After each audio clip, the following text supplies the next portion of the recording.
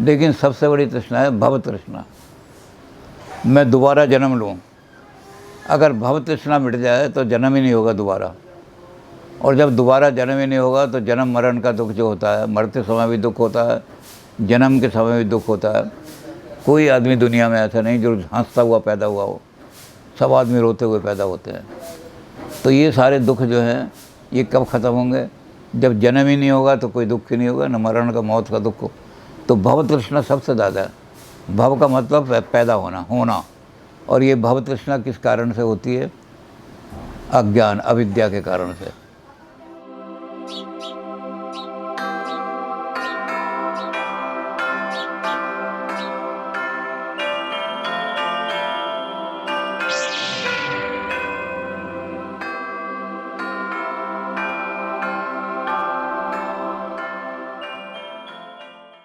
अब जैनियों के बाद हम आते हैं बौद्ध दर्शन पर। बौद्ध दर्शन के भी हमने बहुत विस्तार से बात कर ली थी। बुद्ध की सारी वाणी जो है 3 पिटक में है। पिटक माने पिटारियाँ। बुद्ध ने जितने भी उपदेश दिए हैं, बुद्ध ने कोई किताब नहीं लिखी, शंकराचार्य की तरह से बुद्ध उपदेश देते रहे। और उनके जितने भी चेले थे बुद्ध के, 5 चेले तो उनके शुरू में बने थे, वो जो उनके साथ सारनाथ तक गए थे, उन्होंने सारे उनके प्रवचन बुद्ध के जो हैं उनको कर लिए। तो 3 पिटारियों में उनको बंद कर दिया। एक को कहा इन्होंने अभिधम पिटक, एक को कहा सूत्र पिटक। तो 3 पिटारियों, तो बुद्ध के वचन जो हैं उन्होंने ले लिए। अब बुद्ध क्या कहते हैं? बुद्ध आत्मा को तो मानते नहीं।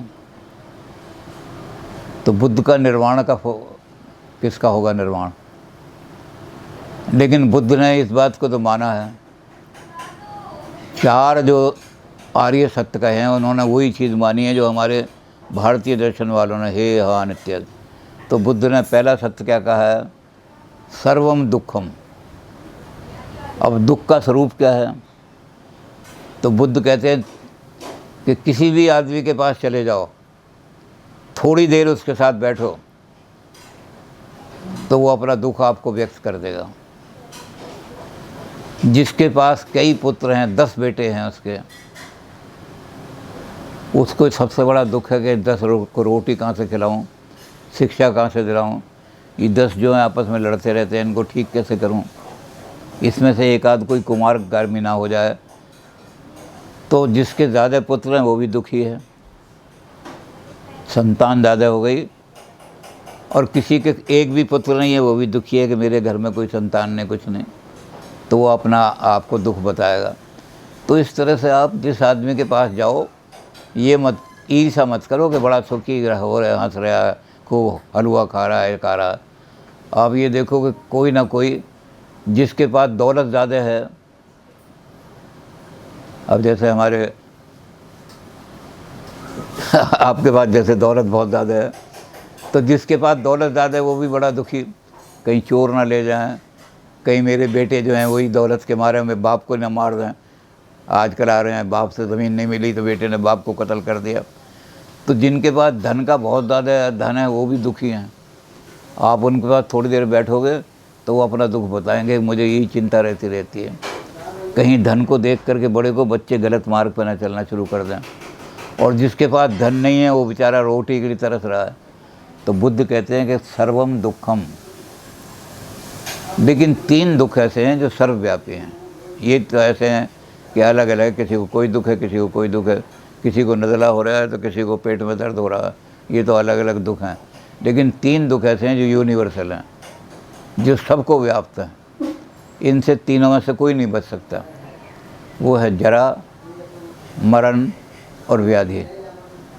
बुढ़ापा हर एक को दुख लाता है, बुढ़ापा आएगा ही आएगा। आप कितनी कोशिश कर लो कि मैं जवान रहूँ हमेशा, लेकिन फिर भी आप बूढ़े हो ही गए होगे। अब अमेरिका ने आज कल के अखबार में था निकाली तो एक गोली ऐसी जो एजिंग को रोकेगी, बुढ़ापे को रोकेगी, लेकिन पता नहीं वो कितने दिन तक रोकेगी बुढ़ापे को। क्योंकि बुढ़ापा आएगा तो बुढ़ापा दुखदाई होता है। बुद्ध ने खुद देखा था एक बुढ़े को, वो लाठी टेक करके चल रहा था और चलते चलते भी पैर कांप रहे थे उसके। तो उन्होंने कहा जरा, यूनिवर्सल है, बुढ़ापा सबको आएगा। मरण, मृत्यु का दुख होता है, मृत्यु सबकी होगी, कोई ऐसा आदमी नहीं जो दुनिया में अमर हो। जरा मरण और व्याधि, जब तक ये शरीर रहेगा इसमें कोई ना कोई बीमारी लगी रहेगी। आज अपच हो गया, कल लूज मोशन हो गए, आज नाक में तकलीफ़ हो गई, नज़ला हो रहा है, कल आँख में दर्द हो गया। तो शरीर व्याधियों का घर है। ये जो शरीर है हमारा भौतिक शरीर, ये बीमारियों का घर है। तो बीमारी ज़रूर होंगे किसी ना किसी को। किसी के पास चले जाओ, उसके घर में कोई ना कोई दवाई रखी होगी। क्या दवाई है जी? ये पेट के दर्द की दवाई रखी है, पेट का। तो सर्वम दुखम। अब ये दुख है, इनका कारण वही हो गया कि हे का हेतु देखो, हे हेतु, इसका दुख का कारण क्या है? तो ये भी हमने जब बुद्ध कर रहे थे कि 12-12 निदान उन्होंने बनाए, बुद्ध ने इसको कहा उन्होंने प्रतीत समुत्पाद। लेकिन उसमें जो सबसे बड़ी कड़ी थी वो थी तृष्णा। तृष्णा जो है ये सबसे बड़ा दुख का कारण है। और उससे सबसे बड़ा दुख जो तृष्णा का, तृष्णा कई तरह की हो सकती है। भौतिक चीज़ों की, सुख की कामना, पैसे की तृष्णा, सेक्स की तृष्णा बहुत हो सकती है। लेकिन सबसे बड़ी तृष्णा है भव तृष्णा। मैं दोबारा जन्म लूँ। अगर भव तृष्णा मिट जाए तो जन्म ही नहीं होगा दोबारा। और जब दोबारा जन्म ही नहीं होगा तो जन्म मरण का दुख जो होता है, मरते समय भी दुख होता है, जन्म के समय भी दुख होता है। कोई आदमी दुनिया में ऐसा नहीं जो हंसता हुआ पैदा हुआ हो, सब आदमी रोते हुए पैदा होते हैं। तो ये सारे दुख जो हैं ये कब ख़त्म होंगे? जब जन्म ही नहीं होगा तो कोई दुख ही नहीं होगा, न मरण का, मौत का दुख हो। तो भव तृष्णा सबसे ज़्यादा है। भव का मतलब पैदा होना, कि मैं दुनिया में दोबारा पैदा हूँ। क्योंकि हमने जब देखे थे कि सारे 12 लिंक, और ये भव तृष्णा किस कारण से होती है? अज्ञान, अविद्या के कारण से। संसार को बुद्ध ने कहा कि संसार जो है क्षण भंगुर है, क्षणिकवाद है। बुद्ध कहते कोई भी चीज़ एक क्षण से ज़्यादा वैसी नहीं रहती थी। आपको दिखाई दे रहा है कि मेज़ ऐसी है, लेकिन ये देखो कि एक क्षण के अंदर इसमें से, उसमें वो लगा के देखो माइक्रोस्कोप तो पता लगेगा 3-4 एटम नीचे गिर गए इसमें से। तो सारा क्षणिकवाद है। संसार के सारे क्षण जितने भी सुख हैं सब क्षणिक हैं। अब ये जो क्षणिक सुख हैं इनको कहाँ तक आप बचोगे? तो बुद्ध ने कहा कि इसके लिए अपना मार्ग निकाला उन्होंने। वो भी हमने बहुत डिटेल में कर लिया था। अष्टांग मार्ग है, 8 मार्ग हैं। उन 8 मार्ग का हमें ध्यान भी होगा, पहले हमने कर लिया था। भाई सम्यक दृष्टि है, फिर सम्यक संकल्प है, फिर उसके साथ सम्यक कर्मांत है, फिर उसके बाद सम्यक आजीविका है, उसके बाद सम्यक व्यायाम है, उसके बाद सम्यक स्मृति है, उसके बाद समाधि हो जाए, सम्यक समाधि है।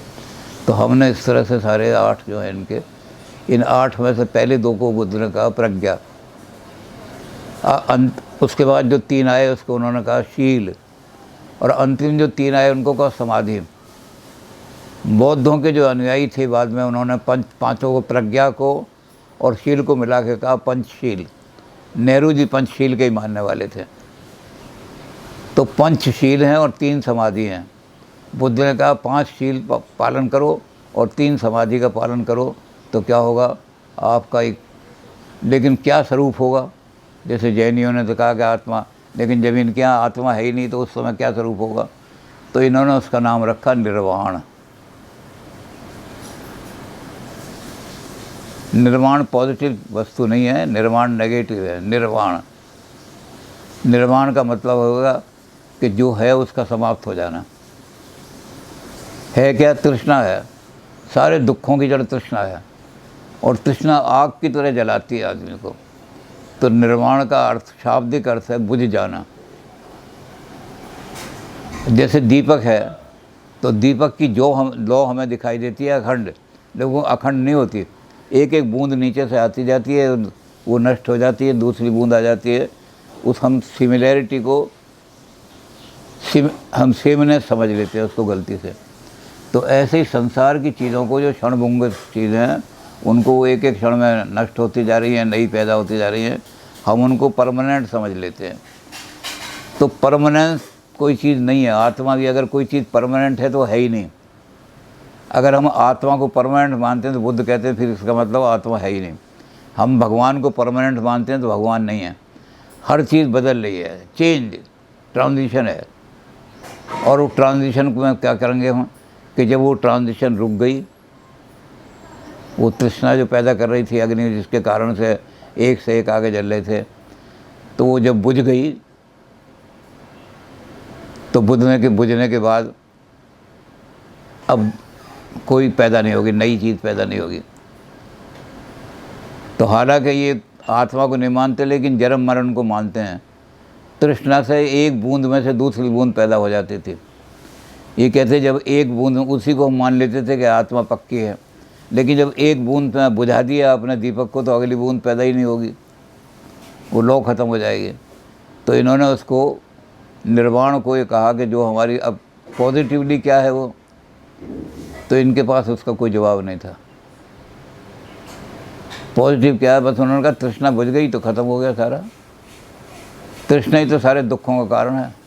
तो इन्होंने कहा कि दुख की निवृत्ति ही मोक्ष है। दुख, अब मोक्ष में क्या होता है, पॉजिटिव रूप क्या होता है, इसके बारे में इनका बड़ा क्रिटिसिज्म हुआ कि भाई निर्वाण किसका होता है जब आत्मा परमानेंट है ही नहीं। तो और निर्वाण के बाद जब तृष्णा बुझ गई तो फिर क्या स्वरूप, अंत में क्या होता है।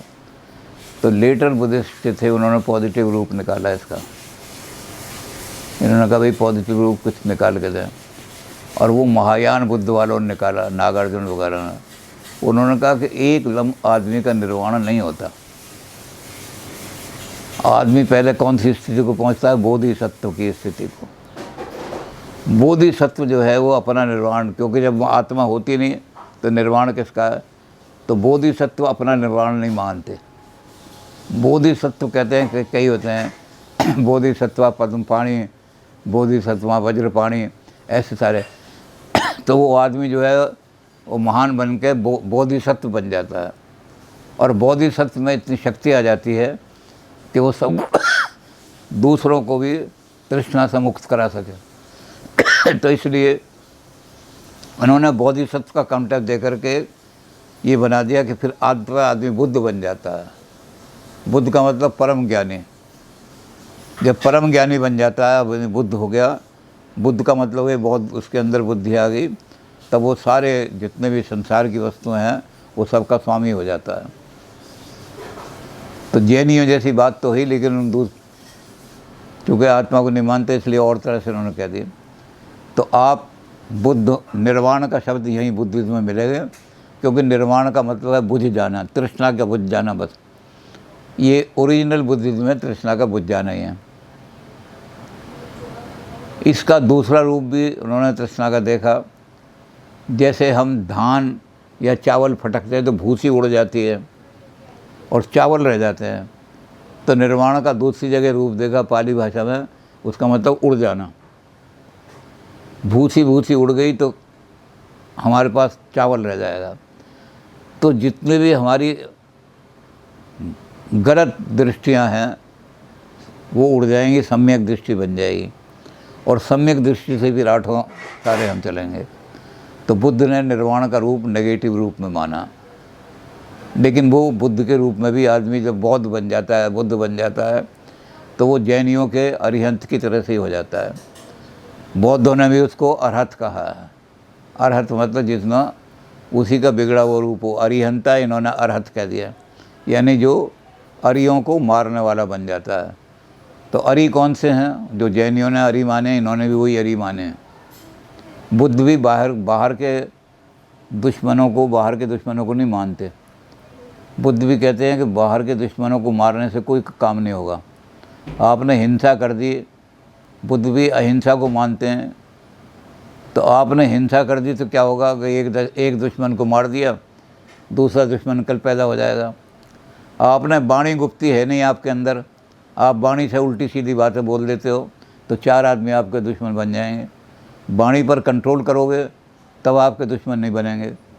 तो आप बाहरी दुश्मनों की बजाय अगर अंतर के दुश्मन को मानो, काम, क्रोध, लोभ, मोह, ईर्ष्या, इन सब को मारो तो कोई दुश्मन दुनिया में आपका पैदा नहीं होगा। तो बुद्ध भी उसी रूप में मानते हैं कि हिंसा मत करो। अहिंसा को भी मानते हैं, ब्रह्मचर्य को भी मानते हैं, लेकिन वो सम्यक मानते हैं। जैनियों की तरह कठोर नहीं मानते। तो बौद्धों ने क्या कहा कि हम किसी जानवर को मारते नहीं, ना हम किसी कसाई को कहते हैं कि हमारे लिए जानवर मारो। लेकिन अगर कोई जानवर मर गया है तो उसको खाने में कोई हर्ज नहीं है, क्योंकि हमने प्राण तो हरण नहीं किए। तो बुद्धों ने कहा, जैनियों ने भी कहा और बुद्धों ने भी कहा कि जिसको हम प्राण नहीं दे सकते उसके प्राण हरण करने का हमें कोई अधिकार नहीं, ये हिंसा है। लेकिन जिसमें प्राण है ही नहीं उसको अगर हमने इस्तेमाल कर लिया तो कोई बुद्ध जैनी उसको भी नहीं मानते। ये तो जैनी तो उसको स्वाद में ले जाएंगे। ये इन्होंने कर दिया कि अगर कोई जीव अपने आप मर गया है, अगर हमने उसको खा लिया तो कोई हिंसा नहीं है। तो इन्होंने सम्यक कर दिया, सब मिडिल। बुद्ध ने कहा ना तो कठोर अनुशासन की आवश्यकता है जैसे जैनियों की आवश्यकता की है, अत्यंत कठोर, अपने शरीर को मारो, दमन करो, तप करो, तप के द्वारा ये आपका वो छूटेगा, वो जो पुद्गल जाके जम गया आत्मा पे। तो इतना तप कठोर, और ना ऐसा करो कि बिल्कुल भोग वृत्ति चार वाक्यों की तरह बन जाओ। तो मध्यम, इसलिए बुद्ध को कहा जाता है middle path, middle way. Buddha मध्य मार्गी हैं। बुद्ध जो है सम्यक का शब्द इस्तेमाल करते हैं, तो मध्य मार्गी। तो इस मध्य मार्गी से आदमी, जहाँ ओरिजिनल बुद्ध ने कहा था कि आदमी जो है मुक्त हो जाता है, प्राप्त कर लेता है, अरिहत बन जाता है, वहाँ लेटर बुद्धिस्ट ने कहा कि नहीं, पहले आदमी बोधिसत्व बनता है और फिर उसमें बुद्धत्व को प्राप्त होता है। अब हमारे पास ये दो नास्तिक दर्शन थे, तीन नास्तिक थे, उसमें से चारवाक को तो हमने छोड़ दिया कि चारवाक तो मोक्ष मानते ही नहीं। जब शरीर दुख का घर है तो शरीर मर गया तो दुखी कौन होगा, इसलिए क्यों मोक्ष किसको मिलेगी, कुछ नहीं। तो शरीर के साथ ही मोक्ष हो जाती है।